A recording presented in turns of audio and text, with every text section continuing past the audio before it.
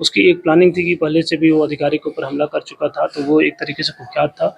और जब हथियार उसके मिलने की संभावना हुई तो लगा कि कन्विक्शन हो जाएगा, जो भी चीज़ें होती हैं। तो उसके जो सहयोगी थे उसका शायद पीछा कर रहे थे, और जब पुलिस टीम वहाँ पर पहुंची तो उसको छुड़ाने के लिए उन्होंने पुलिस टीम पे जो है फायरिंग की। और उस फायरिंग के दौरान फिर जो है जब मौका मिला तो इसने भी जो है वहाँ जो पिस्टल थे सपना लेके जो है पुलिस टीम के ऊपर जो है फायरिंग करने की कोशिश की, फायरिंग की। तो उसी के आलोक में जो है पुलिस टीम जो है चोटिल भी हो गई, कुछ गिर गए। उसी के आलोक में जो है इन्होंने डिफेंसिव आत्मरक्षार्थ जो है फायरिंग की, और उसी के आलोक में जो है ये भागलपुर गोलीकांड के 24 घंटे के भीतर ही बिहार पुलिस की बड़ी कार्रवाई सामने आई, जिसके बाद जितने भी सवाल उठ रहे थे कानून व्यवस्था पर, वो सभी सवालों का जवाब मिल गया। नमस्कार, न्यूज़ 4 नेशन देख रहे हैं आप और मैं हूं सानिया आपके साथ। कहा यह जा रहा था कि बिहार पुलिस एक्टिव नहीं है, कानून व्यवस्था अब काफी ज्यादा धरातल में मिल चुकी है, लेकिन अब जैसी कार्रवाई सामने आ रही है उससे ये बात पता चल रहा है कि हाँ, बिहार पुलिस कितनी एक्टिव है। आपको बता दें कि भागलपुर में एक ऑफिसर को, एक ईओ को, नगर परिषद की ईओ को गोली मार दी गई थी, जिसके बाद उसकी मौत हो गई।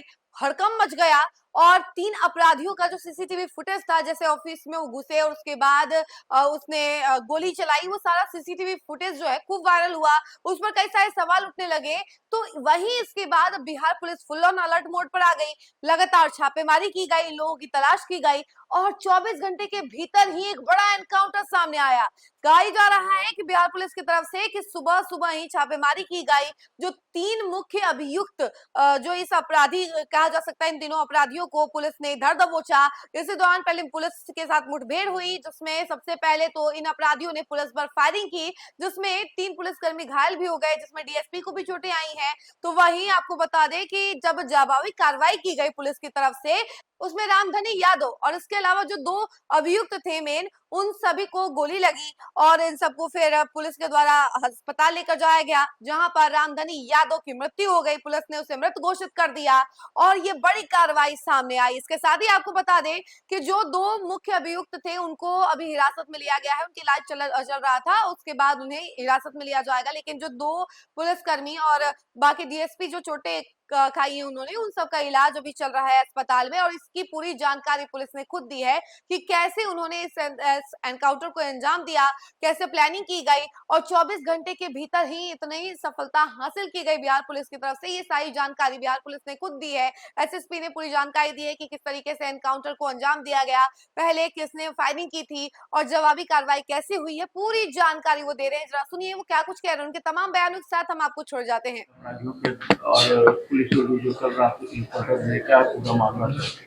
जी बताना चाहते हैं कि कल जो घटना घटित हुई उसके बाद हमारी कई टीम गठित कर दी गई थी, और मैं स्वयं और सीनियर पदाधिकारी भी घटनास्थल पर तुरंत पहुंच गए थे। हमारी एफएसएल की टीम पहुंच गई थी और हम लोगों ने 3 से 4 टीमों का गठन किया वहां पर तत्काल, और हमारी सभी टीम वहाँ पर छापामारी आरंभ कर दी। और उसी छापामारी के दबाव में और जो इन लोगों को जब प्राप्त हुआ कि एक ऑफिसर की भी जो मृत्यु हो गई है, तो इन लोगों को फिर किसी दबाववश जब छापामारी चारों तरफ से हमारे थाना चेकिंग भी स्टार्ट हो गई थी, तो उसी में फिर ये लोग जब घेराबंदी हुई तो भाग के जो है ऑटो में बैठ के थाना के पास पहुंच के सरेंडर करने के लिए हमारी टीम ने तुरंत उनको पकड़ा। और उसके बाद आगे पूछताछ की गई, जो विधिवत आगे प्रक्रिया होती है वो संपन्न की गई।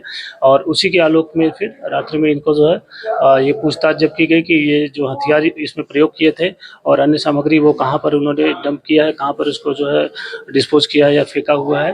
तो फिर उन्होंने जो घटना जो बताया कि इस क्षेत्र में चलना है, उस क्षेत्र में जो वहाँ के सुल्तानगंज क्षेत्र में ही लोकल ये ग्रामीण क्षेत्र था, वहाँ पर जब ले जाया गया तो उसकी एक प्लानिंग थी कि पहले से भी वो अधिकारी के ऊपर हमला कर चुका था, तो वो एक तरीके से कुख्यात था।